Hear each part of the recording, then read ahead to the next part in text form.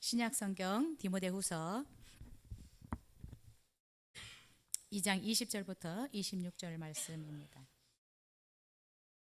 우리 한 목소리로 읽겠습니다. 시작. 큰 집에는 금그릇과 은그릇뿐 아니라 나무 그릇과 질그릇도 있어 귀하게 쓰는 것도 있고 천하게 쓰는 것도 있나니, 그러므로 누구든지 이런 것에서 자기를 깨끗하게 하면 귀히 쓰는 그릇이 되어 거룩하고 주인의 쓰심에 합당하며 모든 선한 일에 준비함이 되리라.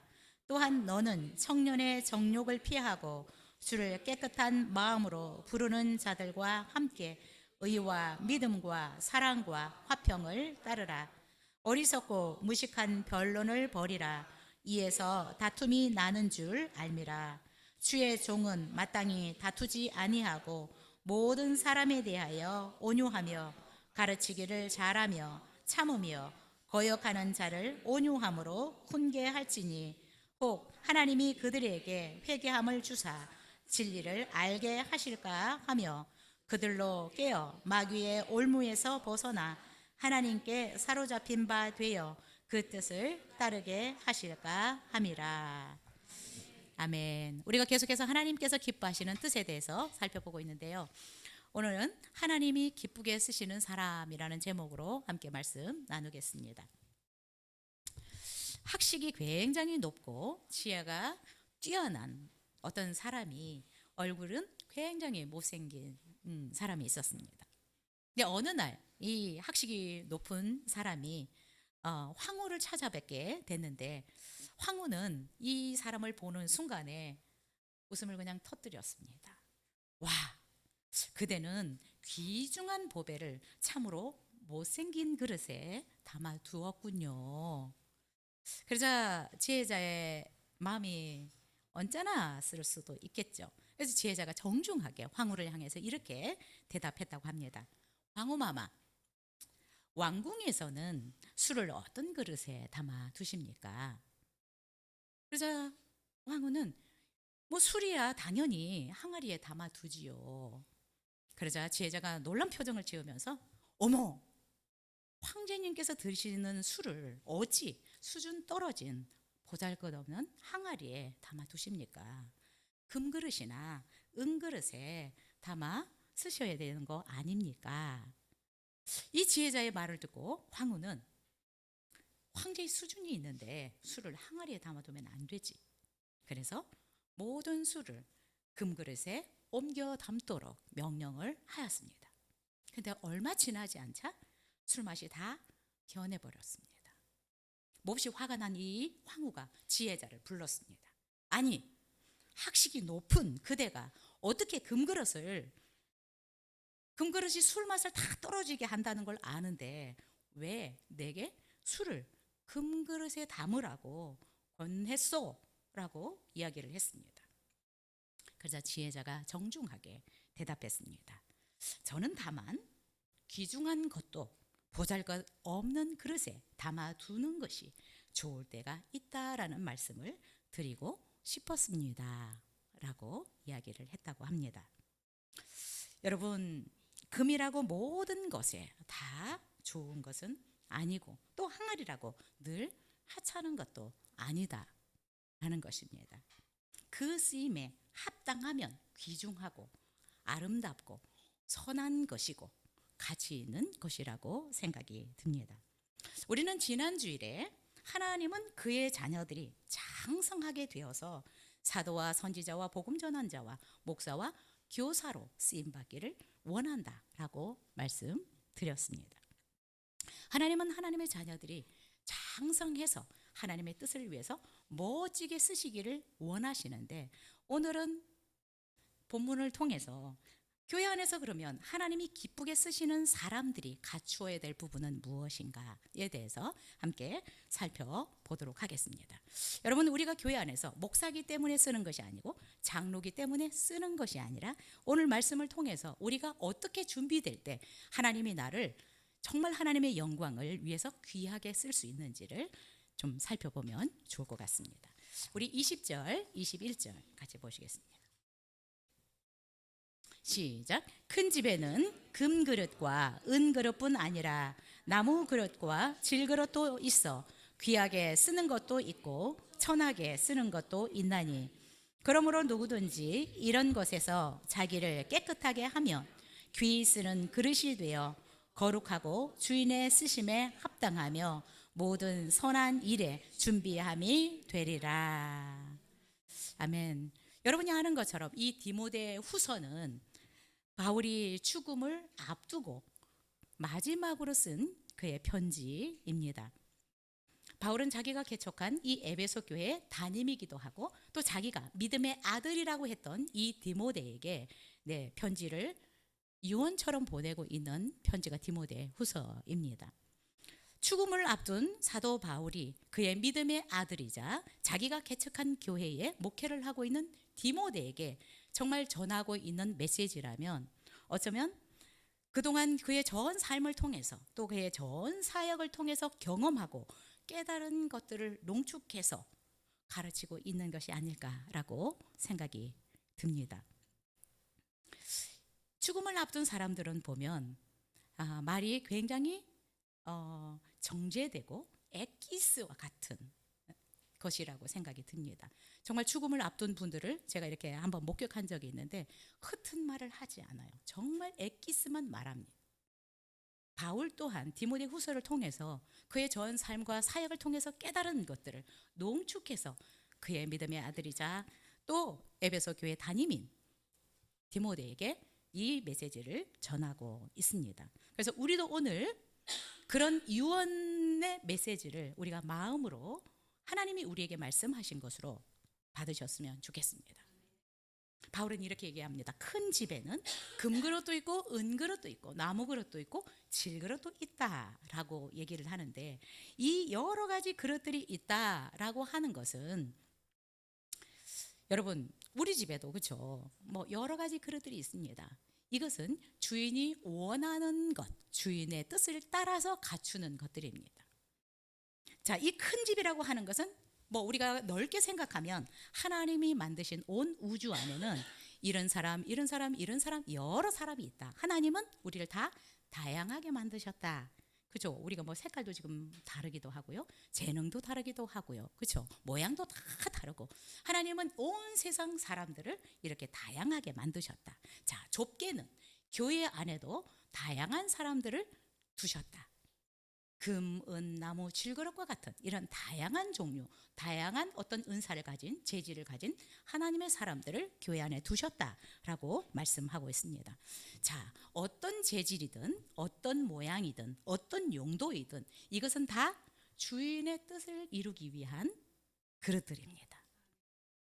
내가 어떤 그릇이든 내가 어떤 역할을 하든 다 주님의 뜻을 이루기 위한 것이다 라는 것을 우리가 잊지 않았으면 좋겠습니다.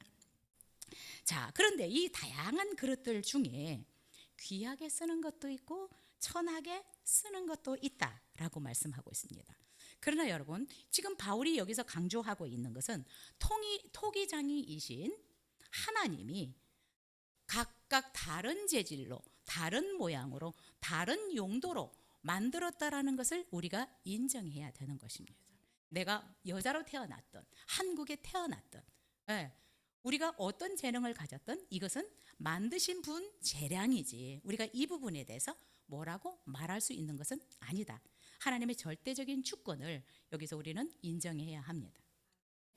그래서 로마서 9장에서도 바울이 이렇게 얘기합니다. 이 사람아 내가 누구이기에 감히 하나님께 반문하느냐. 지음을 받은 물건이 지은 자에게 어찌 나를 이같이 만들었느냐 말하겠느냐.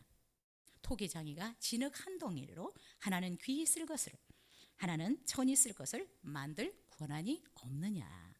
여러분 우리가 여자로 태어났든 남자로 태어났든 또 어떤 재능을 가지고 태어났고 어떤 부분이 부족하게 태어났든 이것은 우리의 소관이 아니라 절대적인 하나님의 소관이다 라는 것을 우리가 인정했으면 좋겠습니다. 자, 그래서 교회 안에는 이 세상에도 마찬가지지만 좁혀서 이 교회 안에는 다양한 재질과 다양한 모양의 그릇들이 필요합니다. 그래서 하나님이 다양한 어떤 취향, 다양한 재능, 다양한 모양을 가진 사람들을 하나님이 이렇게 불러주셨습니다. 이것은 전적으로 이 교회를 통해서 이루시기를 원하시는 하나님의 뜻을 이루기 위한 데 초점이 있습니다. 그래서 우리가 누구도 왜 이런 사람이 우리 교회에 나오지? 왜 이런 사람이 나오지? 라고 말할 수 있는 사람이 아무도 없습니다. 여러분, 우리가 철저하게 날마다 인정하고 고백해야 될 것은 이 교회의 주인이 하나님이라는 사실입니다. 여러분, 저를 주인이라고 생각하지 마십시오. 저는 한 번도 제가 이 교회의 주인이라고 생각해 본 적이 없어요. 이 교회의 주인은 하나님입니다. 제 꿈에도 저는 개척이라는 단어는 없었어요. 이게 하나님의 뜻을 이루기 위해서 이 교회가 세워졌고, 저는 철저하게 하나님이 주인이다. 무슨 일 있으면 다 주인께 미룹니다. 예, 내가 할 수 없는 일 많아요. 그러나 주인께 다 올려드립니다. 아빠가 하세요. 아빠가 하세요. 전 못해요.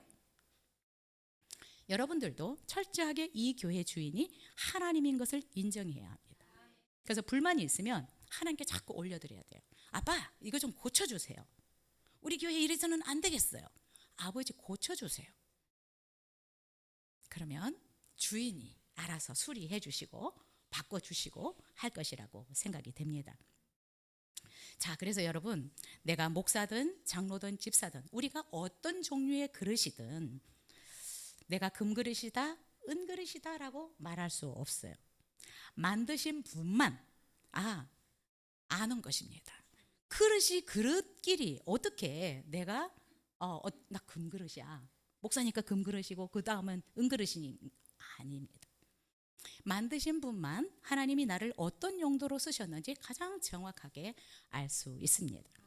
그래서 여러분, 우리 서로 그릇끼리 내가 잘나니 네가 잘나니 서로 시기하고 질투하는 것은 전혀 의미가 없습니다.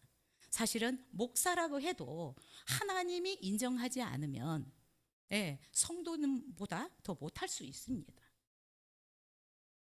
우리는 토기장이신 하나님이 하나님의 뜻을 위해서 만들어진 그릇이라는 사실을 우리가 잊지 않았으면 좋겠습니다. 그래서 여러분, 우리 그릇들끼리 질그릇이든 나무 그릇이든 금그릇이든 은그릇이든 사실은 우리가 겉만 보고 이것을 저 사람은 금그릇 같아 라고 말할 수 없는 것이고, 저 사람은 질그릇 같다라고 말할 수 없는 것입니다. 그래서 여러분, 정말로 부탁드리는데 다른 사람과 비교하면서 열등감을 가지지 않기를 바랍니다. 여러분, 저로 말할 것 같으면 정말 아무것도 없는 사람입니다. 여러분이 보다시피 제가 남편이 있어요, 집이 있어요, 차가 있어요. 우리 교회에서 차 없는 사람 저밖에 없을 것 같아요. 아무것도 없어요. 그러나 여러분, 저는 여러분들이 부럽지 않아요. 막 차가 좋네, 좋은 집에 사네, 이것이 부럽지 않습니다. 그래서 여러분, 제가 여러분들과 비교하지 않으면 여러분들은 저보다 다 나아. 그러니까 서로 비교하시면 안 됩니다. 그리고 열등감을 가져서는 안 돼요. 여러분, 제가 열등감 가지고 사는 것 같지 않잖아요. 아무것도 없지만 당당하게 살아요. 왜요? 우리 아빠가 누군데요? 그래도 인정해서 하나님의 자녀로 삼아주셨잖아요. 제가 여러분들과 비교하지 않는다. 저기는 좋은 차 타네. 난 차도 없어. 맨날 11호 자가용으로 출퇴근해요. 비교하지 않아요. 그리고 이것 때문에 저는 열등감을 가져본 적이 없어요. 내 가치가 이래라고 해본 적이 없어요. 그렇다면 여러분은 서로 시기하지 마십시오. 열등감에 빠지지 마십시오. 하나님 앞에서 귀하고 천하게 쓰임 받는 것은 만든 분이 결정한 거라서 우리가 이것을 왈가왈부할 수 없어요. 왜 하나님 저를 질그릇으로 만들었어요? 하나님의 용도에 의해서 만들었습니다. 그런데 하나님이 사도 바울을 통해서 우리에게 가르치고 있는 것이 있습니다. 하나님은 금그릇이라고 쓰는 것이 아니고 은그릇이라고 쓰는 것이 아니다. 질그릇이라고 못 쓰는 게 아니고 나무그릇이라고 천하게 쓰는 게 아니다라고 말씀하고 있습니다. 21절 다시 읽겠습니다. 시작. 누구든지 이런 것에서 자기를 깨끗하게 하면 귀 쓰는 그릇이 되어 거룩하고 주인의 쓰심에 합당하며 모든 선한 일에 준비함이 되리라. 여러분, 가장 사랑하는 아들, 또 자기가 개척한 교회의 담임인 이 디모데에게 바울은 네가 금그릇이야, 네가 은그릇이야 라고 말을 하고 있지 않습니다. 오히려 디모데, 네가 하나님 앞에 쓰임 받으려면 정결해야 돼, 거룩해야 돼 라고 말하고 있습니다. 바울이 인정하는 아들이고 사역자인데 하나님의 쓰심에 네가 합당하려면 그냥 내 믿음의 아들이라는 것 가지고 안 된다. 너 자신을 거룩하게 해야 된다. 네 자신을 성결하게 해야 된다라고 얘기하고 있습니다. 여러분, 우리는 금수저로 태어나면 우리 아버지가 대통령이면 엄청난 뭔가를 누리고 살아가는 것처럼 자동으로 생각하지만 믿음의 법칙은 하나님이 쓰시는 것은 다릅니다. 예, 디모데 괜찮은 사람입니다. 3대째 믿음의 가정에서 태어났어요. 선한 사람이었어요. 바울이 인정하는 아들이었습니다. 그러나 하나님은 이것 가지고 쓰시는 게 아니다라는 것입니다. 바울이 인정한다고 해서 하나님도 인정한다?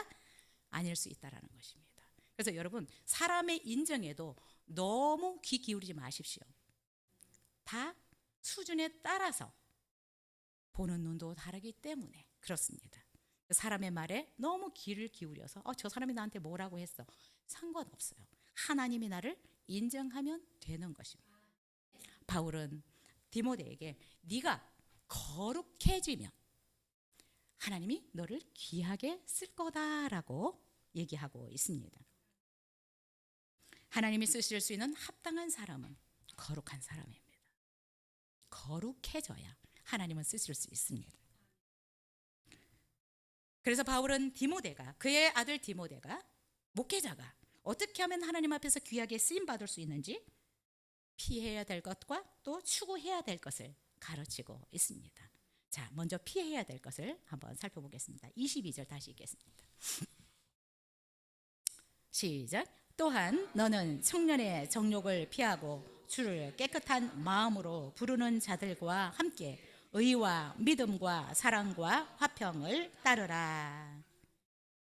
여러분, 세상에서는 뭔가 재능이 많고 자격증이 많고 능력이 많으면 쓰임 받는다라고 생각하지만 여러분, 하나님의 교회에서, 하나님의 나라에서는 세상의 조건과 다릅니다. 바울은 디모데에게 얘기합니다. 네가 하나님 앞에 귀하게 쓰임 받으려면 네가 깨끗해야 된다. 네가 거룩해야 된다라고 얘기하고 있습니다. 여러분, 하나님은 우리가 부족해서 어려운 환경에서 자라서 제대로 못 배웠기 때문에 쓰지 못하는 것이 아닙니다.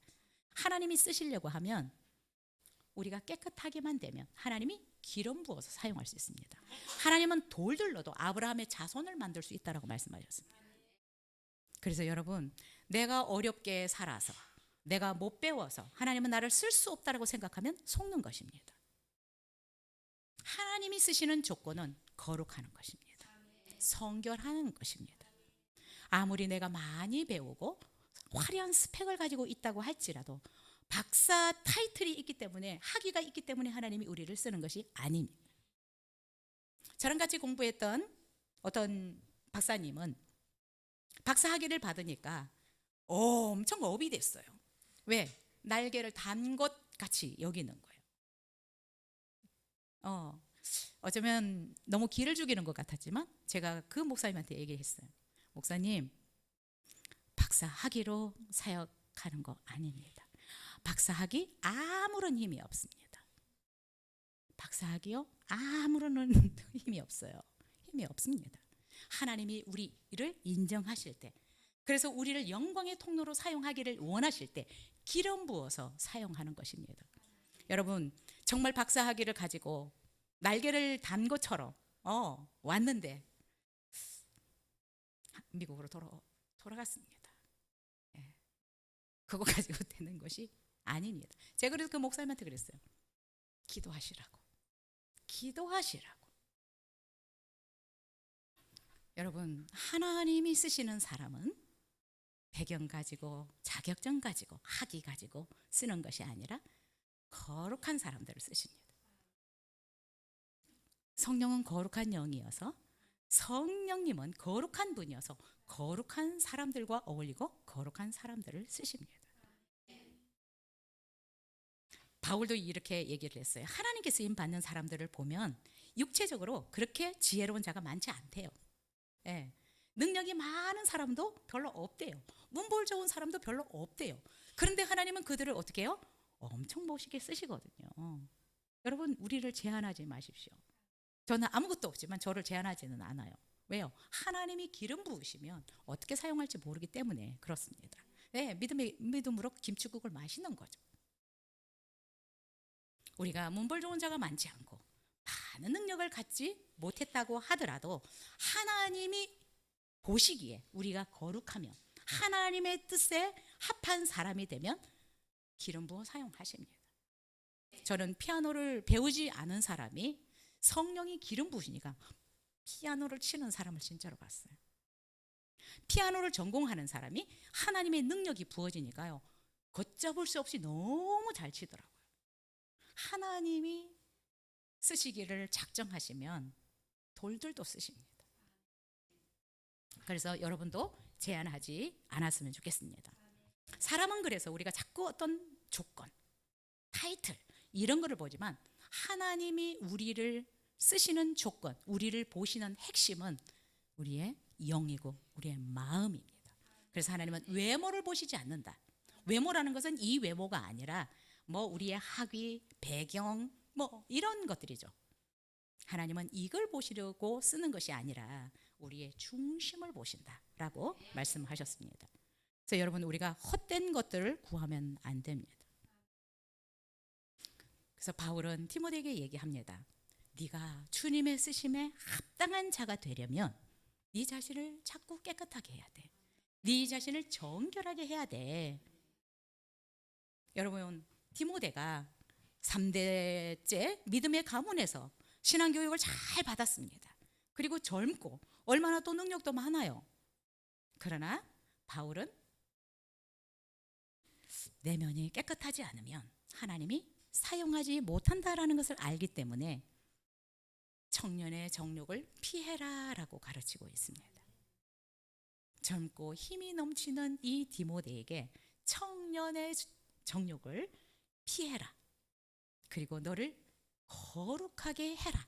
그러면 하나님이 너를 쓰시기에 합당한 그릇이 돼서 귀하게 쓰게 될 것이다 라고 말씀하고 있습니다. 뭐 청년의 정욕이라고 하면 뭐 단순히 성적 욕망만을 의미하는 것은 아니라고 생각을 합니다. 여러분, 우리가 젊었을 때 어때요? 세상적인 즐거움을 좋아하고 눈에 보이는 것 따라가고 귀에 들린 대로 쫓아가는 이런 것들을 포함하고 있다라고 생각이 듭니다. 젊었을 때는 힘이 펄펄하기 때문에 그냥 눈에 보이는 것 쫓아가기 쉽고 내 생각과 내 뜻이 어떤 것보다 하나님의 뜻보다 더 앞설 수 있기 때문에 바울은 그의 믿음의 아들에게 일침을 주고 있습니다. 3대째 믿음의 집안에서 경건하게 살아온 사람이지만 청년의 정욕을 피하라 라고 하는 것은 네가 네 마음대로 네 생각에 이끌리는 대로 네 눈에 보이는 대로 살아서는 안 된다라고 지금 얘기하고 있는 것입니다. 그래야 이 청년의 정욕을 피하고 네가 원하는 대로 가려고 하지 않고 하나님의 뜻을 따르려고 해야 결국 하나님 앞에 계속적으로 귀하게 쓰임받을 수 있다라고 얘기를 하고 있습니다. 여러분, 우리도 신앙생활 하면서 목사가 되는 거 중요하지 않아요. 저도 끝까지 목사가 안 되려고 했는데 어떻든 하나님이 푸시해서 안수는 받았어요. 어떻게 하면 안 받을까 끝까지 미뤘어요. 그러나 어떻게 할 수가 없어서 순종하는 마음으로 받았는데, 여러분, 목사라고 해서 하나님이 더 귀하게 여기시는 거 아닙니다. 우리 성도님들 중에 하나님이 더 귀하게 여기는 분들이 저는 많다라고 생각이 들어요. 우리의 중심을 보시기 때문에. 그래서 목사라고 절대로 교만할 수 없는 것입니다. 여러분, 요셉은 청년의 정욕을 정말 잘 이긴 대표적인 인물입니다. 얼마나 혈기왕성한 청년인데 그 주인의 아내가 유혹했을 때 요셉은 피한 정도가 아니라 도망을 갔습니다. 결국 강간범으로 몰려서 감옥에 갔지만 끝까지 그가 거룩함을 추구해 나가고 성결한 삶을 추구해 나갈 때 감옥에서 애굽의 국무총리로 하나님은 끌어올리셨습니다. 여러분, 내가 지금 감옥에 있느냐 종으로 살아가느냐가 중요한 것이 아니라 우리는 자꾸 이 상황에서 기가 죽어요. 이 상황에서 자꾸 자신을 너무 가치 없게 여겨요. 여러분, 우리는 하나님이 훈련하는 과정에서 노예로 살아갈 수도 있고 감옥에서 살아갈 수도 있습니다. 그러나 여러분, 여기에 기죽지 말고 이것이 내 인생의 끝이라고 생각하지 않았으면 좋겠습니다. 더 집중해야 되는 것은 내가 지금 어떤 상황에 있든지 나 자신을 거룩하게 하는 것입니다. 하나님의 뜻대로 살아가는 것입니다. 하나님과 동행하려고 하는 것입니다. 그러면 하나님이 우리가 어디에 있든 우리를 통과하면 끌어올려서 영광을 위해서 사용할 것입니다. 여러분, 우리가 더 집중해야 되는 것은 내가 목사가 되고 장로가 되고 집사가 되는 것이 아니라 내가 거룩하기를 추구해 나가야 합니다. 예. 내가 거룩한 사람이 될 때 하나님이 나를 귀하게 하나님의 영광을 위해서 사용해 줄 수 있기 때문에 그렇습니다. 그래서 여러분, 우리의 마음과 생각, 내 말 계속 관리하셔야 합니다. 보이지 않기 때문에 내 속에는 더러운 쓰레기 같은 이런 생각들을 가지고 있으면 하나님은 다 아시기 때문에 여러분, 하나님이 쓰실 수가 없습니다. 그래서 날마다 회개하십시오. 내가 거룩해지기를 사모하십시오. 조그마한 내가 실수를 해도, 만약에 잘못해도 여러분 자꾸 용서를 구하고 하나님 앞에도 용서를 구하고 회개해서 나를 깨끗하게 할 때 하나님은 그 사람에게 은혜를 주실 것이고 그 사람을 높이 들어서 사용하실 것이라고 믿습니다. 우리 교회가 거룩함을 추구해 나가지 않으면 하나님이 쓰실 수 없습니다. 교회는 성도의 생명은 거룩에 있습니다. 우리 안에 계신 분이 거룩하신 분이어서 우리가 죄를 짓고 악한 생각들을 할 때 우리 속에서 엄청 불편해 하십니다. 그래서 혹시 실수했더라도 빨리빨리 회개를 하셔야 합니다. 자, 두 번째로 온유한 자가 되라라고 말씀하고 있는데 23절부터 25절 같이 읽겠습니다. 시작. 어리석고 무식한 변론을 버리라.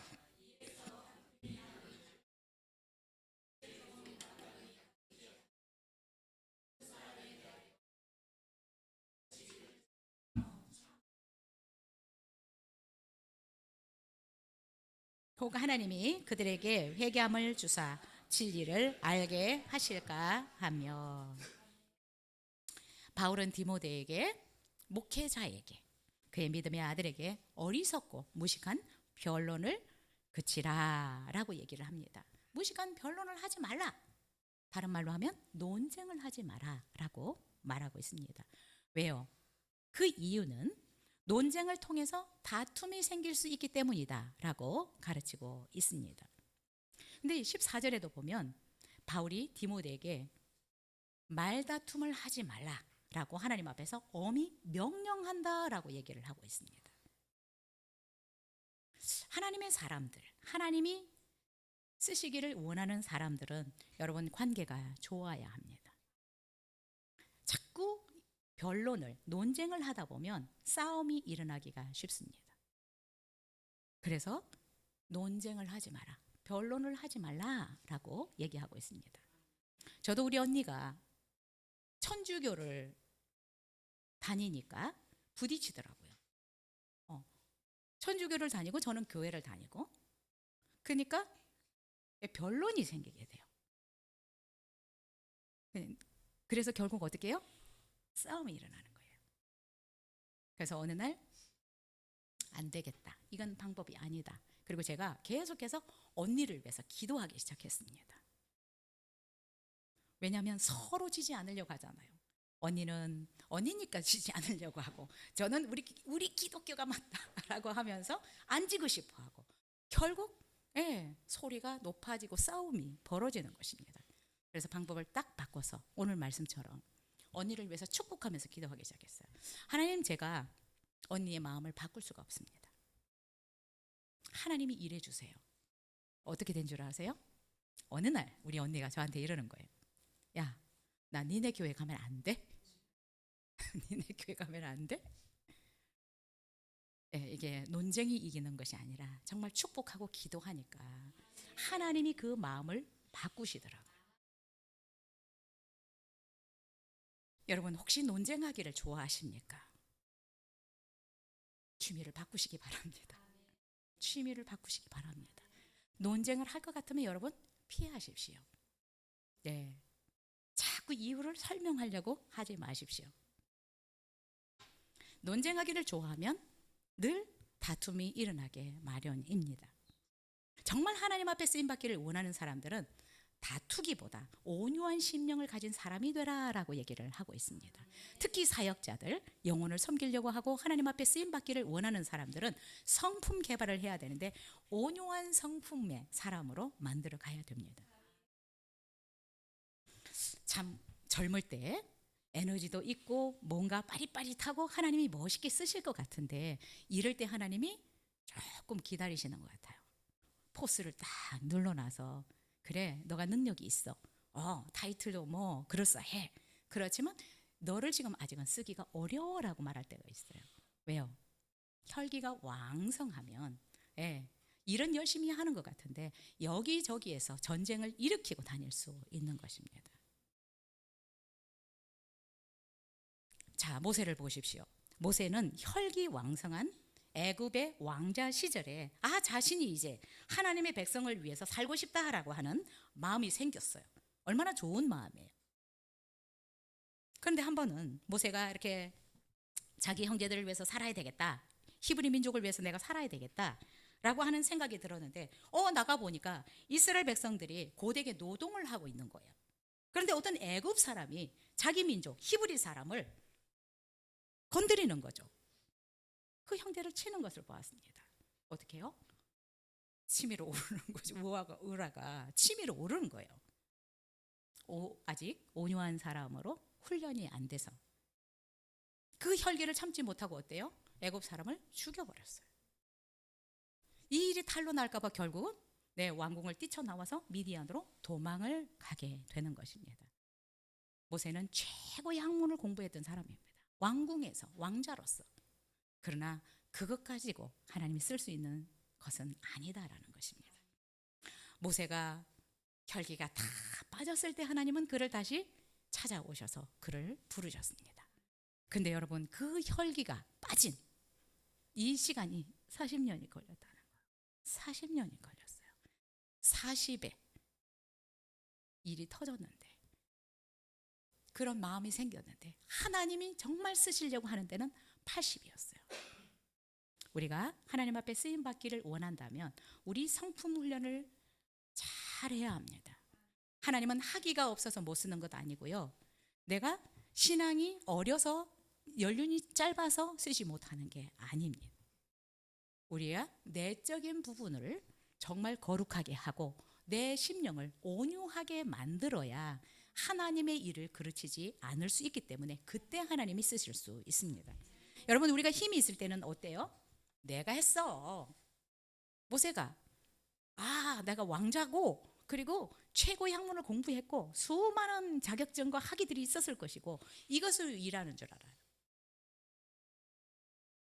아직도 그런 것 가지고 하나님이 나를 쓰신다라고 생각하면 빨리 마음을 바꾸셔야 합니다. 하나님은 언젠가 그러면 이 사람은 하나님이 쓰시는 사람에서 제껴질 수 있어요.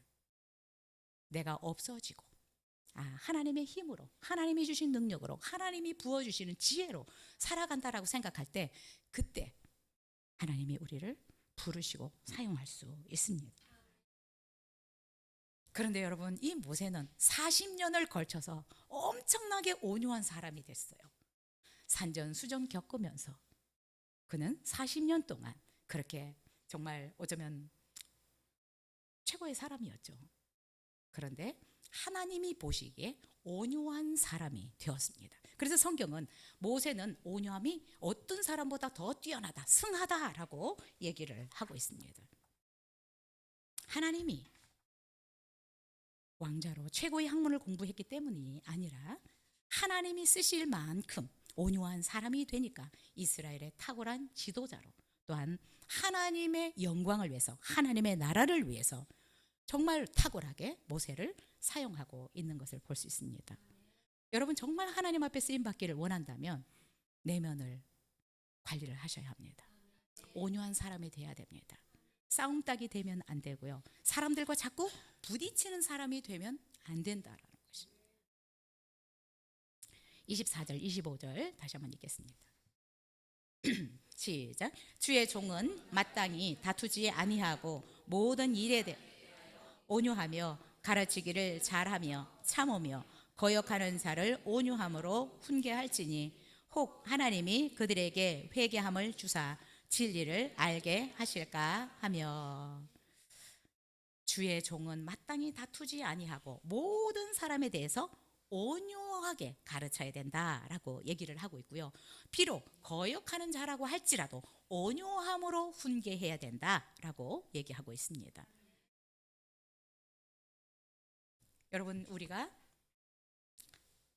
지식적으로 하나님에 대해서 많이 아는 것도 되게 중요하고, 우리가 또 하나님께 능력을 받아서 막 병자들을 일으키고 귀신을 쫓아내는 능력이 있다고 하더라도 내가 온유한 사람으로 만들어지지 않으면 이것 오래 갈 수 없습니다. 하나님이 끝까지 쓰시기가 어려워요. 그래서 수많은 주의 종들이 타락하고 넘어지는 경우들이 너무 많습니다. 미국의 엄청난 큰 교회도 목회자들이 무너졌어요. 네, 이름 되면 다 알 분들입니다. 우리 플레 선배도 있습니다. 유명한 분인데 한때 잘 쓰임 받는 게 아니라 하나님이 정말 예수 그리스도가 이 땅에 오실 때까지, 하나님이 우리를 부르실 때까지 우리는 거룩하게 살고 온유한 심령을 가진 사람으로서 살아갈 때 우리의 생명이, 하나님 앞에서의 쓰임받는 생명이 길어질 수 있습니다. 여러분, 우리도 신앙생활을 지금까지 이렇게 해오면서 참 실수 많이 했잖아요. 그렇죠? 내가 잘난 척도 하고 싶었고 뭔가 그렇지만 하나님이 지금 우리를 계속해서 다듬어 가고 하나님의 영광을 위해서 쓰시기를 원하셔도 다듬어 가고 있습니다. 특히 영혼을 섬기려고 하는 여러분, 복음을 전하려고 하는 여러분들은 이 심령을 온유한 심령으로 바꿔야 합니다. 여러분, 전도하다 보면 이상한 사람들 많아요. 그렇죠? 욕하는 사람도 있고 무시하는 사람도 있고 많아요. 이런 것들을 어떻게 하시겠어요? 다투지 말라라고 얘기하고 있습니다. 논쟁하지 말라라고 얘기하고 있습니다. 오히려 온유함으로 훈계하고 가르치라라고 얘기하고 있습니다. 여러분, 우리가 잘 알고 있는 베드로도 얼마나 불같은 사람이었습니까? 그러나 그가 성령을 받은 후 정말 온유한 사람으로 바뀌었습니다. 사도들을 죽이려고 하는 자들과 다투지 않더라고요. 온유한 말과 태도로 말씀을 가르치는 베드로의 모습을 우리는 사도행전 3장 4장에서도 볼 수 있습니다. 베드로는 3장에서 이렇게 얘기합니다. 너희가 거룩하고 의로운 일을 거부하고 도리어 살인한 사람을 놓아주기로 구하여 생명의 주를 죽였도다. 그러나 하나님이 죽은 자 가운데서 그를 살리셨으니 우리가 이 일의 증인이라. 복음을 증거하려고 하는데 우리가 다투기를 좋아하고 논쟁을 좋아하면 그 사람을 구원해내기가 어렵습니다. 사도 베드로는 예수 그리스도께서 죽으신 것은 너희들이 죽인 것이다. 그러나 하나님이 그를 죽은 자 가운데서 다시 살리셨다. 우리가 이 일의 증인이다. 굉장히 온유한 심정으로 그들을 가르치고 있는 것을 볼 수 있습니다. 그리고 사도행전 4장에서도 이렇게 얘기합니다. 너희와 모든 이스라엘 백성들은 알아라. 너희가 십자가에 못 박고 하나님이 죽은 자 가운데서 살리신 나사렛 예수 그리스도의 이름으로 이 사람이 건강하게 되어 너희 앞에 섰느니라. 이 예수는 너희 건축자들의 버린 돌로서 집 모퉁이의 머릿돌이 되었느니라. 다른 이로서는 구원을 받을 수 없나니 천하 사람 중에 구원받을 만한 다른 이름을 우리에게 주신 일이 없음이라 하였더라. 굉장히 차분하게 온유한 심정으로 복음을 전하고 있습니다. 영혼을 구원하기를 원하고 또 섬기기를 원하는 우리의 성품이 온유해야 되는 것입니다. 여러분, 온유하다라고 하는 것은 연약함이 아닙니다. 온유한 것은 잘 훈련되어져서 노글노글해진 사람들, 많은 훈련을 겪으면서 내가 정말 부드러운 사람, 그러나 어떤 부분에서 강인한 사람입니다. 그래서 하나님의 뜻을 위해서 내가 합리화시키지 않고, 휘둘리지 않는, 그러나 겉으로는 부드러워 보이지만 속으로는 분명한 하나님의 메시지가 있는 사람들입니다. 여러분, 그래서 베드로도 마찬가지고 모세도 마찬가지고 잘 훈련되어져서 온유한 사람들이 되니까 복음을 더 능력 있게 전할 수 있는 것입니다. 이 복음을 듣고 많은 사람들이 주께로 돌아올 수 있는 것입니다. 하나님이 우리를 쓰시려고 하면 성품 훈련을 많이 해야 된다고 생각됩니다. 내면이 훈련이 되지 않으면 언젠가 들통이 나게 되어 있습니다. 깨진 바가지는 어디에서도 들통이 나게 되어 있는 것처럼 우리가 내면이 준비되지 않으면 상황에 휘둘릴 수 있고요. 또 언젠가 교만해서 넘어질 수 있습니다. 여러분, 그래서 무엇보다 내 내면을 거룩하게 하고 온유하게 하는 이 훈련들을 하셔야 하나님이 정말 좀 안심하고 쓰실 수 있는 사람들이 될 수 있다라고 생각이 됩니다. 여러분, 우리가 온유함의 대명사, 그러면 누구를 꼽겠습니까? 예수님이십니다. 예수님은 이렇게 말씀하셨습니다. 나는 마음이 온유하고 겸손하니 나의 멍에를 메고 내게 나와 배우라. 예수님의 그 온유함을, 겸손함을 예수님이 멍에를 같이 해서 예수님 곁에서 배우라 라고 말씀하고 있습니다. 정말 온유하기를 원하고 겸손하기를 원하면 이 예수님과 예수님 옆에서 함께 배우라 라고 말씀하고 있습니다. 여러분, 예수님은 자신을 대적하고 공격하는 자들과 다투지 않았어요. 예수님의 사역을 방해하는 자들과도 다투지 않았습니다. 정말, 그리고 수준도 없는 사람들이 예수님의 가르침에 대해서 비방하고 비하하고 하였지만 그들과 논쟁하지 않으셨습니다. 여러분, 이렇게 온유한 심령을 가진 예수님이셨기에 하나님의 뜻을 온전히 끝까지 성취할 수 있었습니다. 여러분, 우리가 왜 온유한 사람이 되어야 되냐 하면, 이게 온유하지 않으면 어떤 일이 생겨서 다툼이 있고 하다 보면 나가 떨어집니다. 못해 먹겠어. 그냥 끝장을 보는 사람들이 많아요. 그래서 여러분, 예수님은 누구와도 다투지 않았어요. 변론하지 않았어요. 온유한 심령으로 그를 하나님의 말씀을 전했습니다. 그래서 하나님의 뜻을 이룰 수 있었습니다. 하나님이 기쁘게 사용할 수 있는 사람은 예수님을 닮은 온유한 사람이라고 생각이 됩니다. 정말 예수님의 제자로서 예수님께서 우리에게 부탁하신 그 일들을 잘 감당하기를 원한다면 온유하기를 사모하십시오. 예수님도 말씀하셔서 온유한 자가 복이 있다. 그들은 땅을 기업으로 차지할 것이다 라고 말씀하셨습니다. 여러분, 우리는 그동안 어쩌면 이 내적인 성품의 변화, 또 거룩하게 살아가는 훈련을 중요하게 생각하지 못했을 수도 있습니다. 왜냐하면 육신적인 필요를 구하고 채우는 것에 너무나 많이 집중했고 거기에 시간을 많이 투자해 왔습니다. 그런데 하나님이 쓰시는 사람들은 이 내면입니다. 어쩌면 학위를 따는 것이 내 성품을 바꾸는 것보다 훨씬 쉬울 수 있습니다. 참 이게 안 바뀌어요, 그죠? 참 사람 안 바뀐다고 하잖아요. 그래서 이런 말도 있잖아요. 머리 검은 짐승 거두지 말라고. 안 바뀐다고. 그런데 우리는 오히려 바꾸기 쉬운 부분에 많이 투자를 해왔어요. 이 내적인 부분을 많이 투자를 못 해왔습니다. 근데 하나님이 쓰시는 사람은 학위가 아니고 우리의 내면이 거룩하고 온유한 심령으로 된 사람을 쓰신다라고 말씀하셨습니다. 저는 우리 성도님들이 성숙한 성도님들이 되어졌으면 좋겠습니다. 거룩하고 온유한 성품을 갖춘 우리 성도님들이 된다면 정말 하나님이 멋지게 기름 부어 사용할 것이라고 생각이 됩니다. 여러분, 우리가 오랫동안 신앙생활을 했지만 이런 말씀의 훈련들이 되지 않으면 성품의 변화가 일어나지 않아요. 그러면 교회는 너무 시끄러운 장소가 될 수 있습니다. 내가 잘났어. 네가 잘났어. 내가 더 많은 일을 했어. 내가 더 많은 헌금을 했어. 내가 더 많이 봉사하고 있잖아. 이런 수많은 일들로 인해서 너무나 시끄러워요. 여러분, 오늘날 교회가 시끄러운 교회들이 너무 많아요. 왜? 성숙하지 않아서요. 미국의 교회들도, 저도 있던 그 LA 큰 교회도 쪼개지고, 왜냐하면 좀 교회에 힘 있는 사람들이 많더라고요. 자기가 주인처럼 막 휘둘리려고 하는. 어떻게 그분들이 세워졌는지는 모르겠지만 너무나 악한 도구로 쓰임받는 사람들이.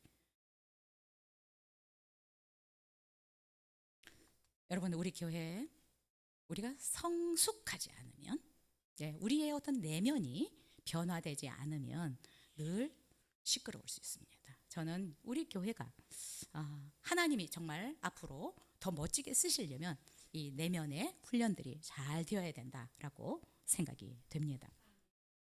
우리가 어떻게 하면 정말 하나님이 쓰실 만한 사람이 될 수 있을까요?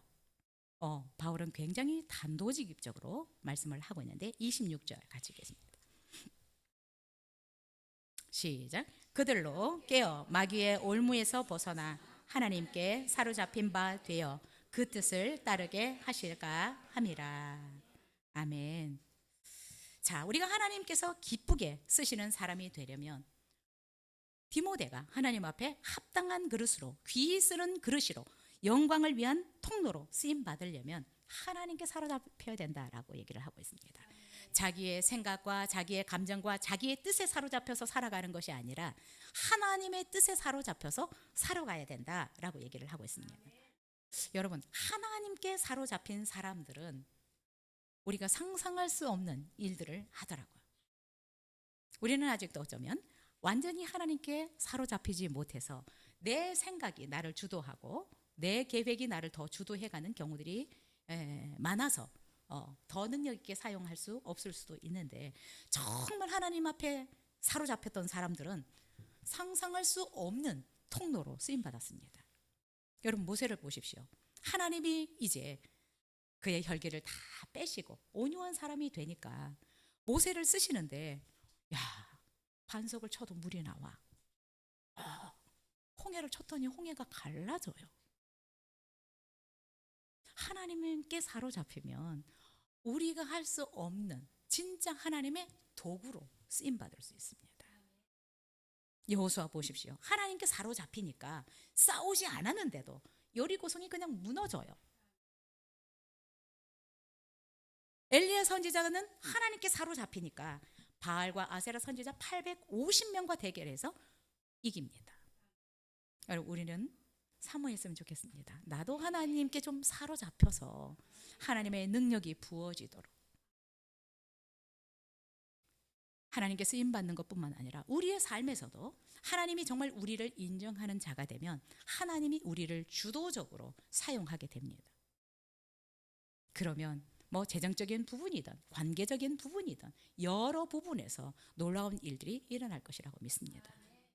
여러분, 재정도 하나님이 인정하시면 저는 부어주신다라고 믿습니다. 그래서 내면을 정결하게 하는 일들을 계속해야 되고요. 여러분, 혹시라도 내가 떼어먹은 거 있으면 빨리빨리 청산하세요. 빌렸는데 안 갚았다. 아니면 계산해야 될 것들 안 하고 있다. 근데 내가 이렇게 경제적으로 깨끗하지 않은데 하나님이 복을 부어주실 거라고 생각하면 안 되는 거예요. 모든 부분에서 하나님이 인정하셔야 하나님이 우리를 사로잡아서 재정이든 능력적인 면이든 아니면 어떤 위치든 하나님이 그렇게 해주신다라고 믿습니다. 하나님께 어떤 것으로 우리가 쓰임을 받던 우리의 재능이든 재물이든 아니면 어떤 봉사든 어떤 것이든 우리는 하나님께 사로잡혀야 된다라고 생각이 됩니다. 그래야 내가 드러나지 않을 수 있습니다. 하나님이 온전히 우리를 통치하지 않으면 우리는 조금 쓰임 받다가 결국은 버림받을 수 있습니다. 그래서 정말 끝까지 우리가 거룩함을 추구하고 온유한 사람들이 되어서 완전히 하나님이 나를 사로잡아서 사용할 수 있는 그런 사람들이 되기를 위해서 사모했으면 좋겠습니다. 여러분, 오늘 말씀 잘 기억하셔야 합니다. 왜냐하면 여러분, 이 세상은 잠깐 지나가고 우리가 이 세상에서 어떻게 살았는지는 하나님이 평가하게 될 것이고, 또한 하나님 나라에서 너무나 적나라하게 평가가 될 것이기 때문에 그렇습니다. 우리는 사람들 앞에서 말하면 안 됩니다. 늘 어디든 하나님 앞에서 말할 수 있어야 합니다.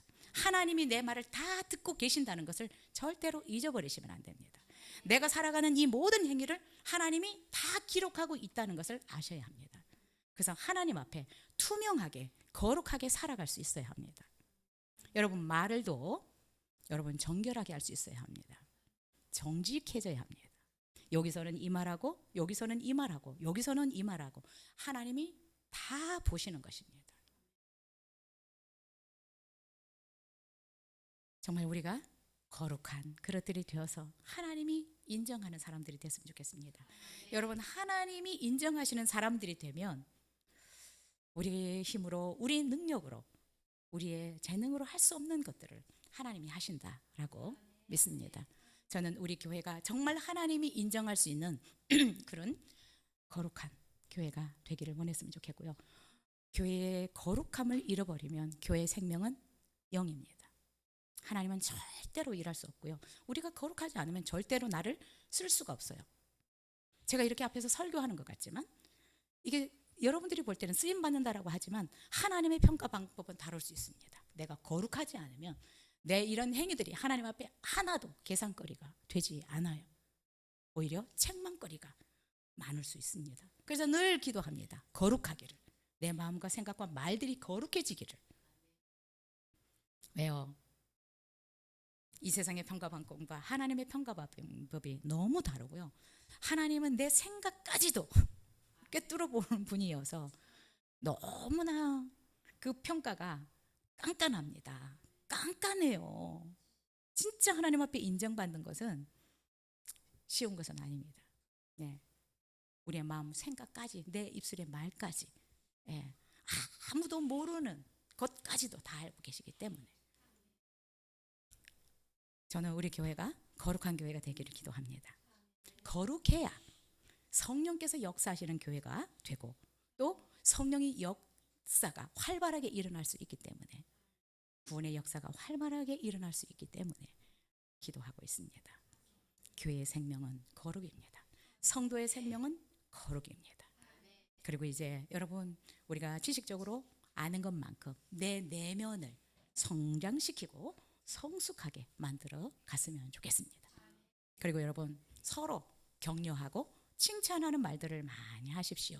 비교하고 시기하고 질투하지 마시고, 하나님의 뜻을 위해서 이 교회가 세워졌는데 그 하나님의 뜻을 위해서 우리가 함께 마음을 합해서 나갈 수 있었으면 좋겠습니다. 그리고 하나님의 일들을 하는 사람들을 격려하십시오. 끌어당기지 말고 뒤에서 수근거리지 말고. 왜냐하면 우리 한 사람 한 사람은 다 하나님의 뜻을 위해서 부르셨는데 우리가 평가할 수 있는 자격이 없는 사람들입니다. 그래서 여러분, 서로 격려했으면 좋겠고요. 서로 거룩하기를 추구해 나갔으면 좋겠습니다. 점점 이 시대가 거룩이 상실되어져 가고 있습니다. 네, 뭐 성적인 부분이든 어떤 부분이든 너무나 타락되어져 가는 세상에 살고 있습니다. 우리는 거룩한 분이 우리 안에 살고 계신 성전인데 우리가 어두워져 가고 더러운 이 세상 가운데서 거룩한 영향력을 행사할 수 있었으면 좋겠습니다.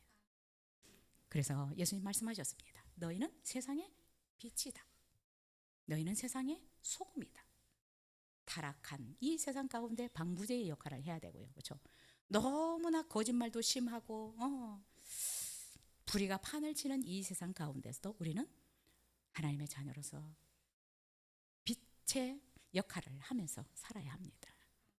어쨌든 기도합니다. 우리 교회가 거룩한 교회, 우리 성도님들이 또 제가 정말 거룩한 사람들이 되어서 하나님의 쓰심에 합당한 자들로 인정되었으면 좋겠고요. 우리 교회가 이것이 인정될 때 하나님께서 주도적으로 놀라운 일들을 하실 거라고 믿습니다. 그래서 한 사람도 정말 하나님 앞에 천하게 쓰임받는 자들이 없었으면 좋겠고 귀하게 쓰임받는 자들이 되었으면 좋겠습니다. 내 역할이 미미하다고 생각하지 마십시오. 하나님은 그것을 절대로 탓하지 않습니다. 하나님이 나를 손톱으로 만들었으면 손톱의 역할을 잘하면 되는 것입니다. 여러분, 그래서 한 몸이라는 것이 얼마나 중요하냐면 한 몸 안에 여러 가지 이 지체들이 있는데, 기관들이 있는데 몸에 붙어 있으면 내가 어떤 영광스러운 일을 만나서 영광스럽게 되면 몸 전체가 영광스러워지는 것입니다. 우리가 다 역할이 다르고 그렇지만 여러분, 내 역할은 하찮아라고 자꾸 뒤로 빼지 마시고 협력할 수 있었으면 좋겠습니다. 제가 미국에 있을 때 LA 레이커스가 파이널에서 우승을 했어요. 근데 마침 그때 크리스마스 때라 제가 언니 오빠라고 부른 분들의 집에서 크리스마스 파티를 따라갔어요. 그런데 이 LA 레이커스 그 팀에서 사무원 비슷하게 일하는 그 언니의 조카가 있었어요. 그런데 레이커스가 우승을 했잖아요. 그렇죠? 우승을 하면 다이아몬드가 몇 개가 박히는 반지를 주는 거예요. 각 선수들에게 다 주는데 선수들에게는 더 많이 수작업을 한 다이아몬드 반지를 주는데 여기에서 일하는 직원들까지 반지를 주는 거예요.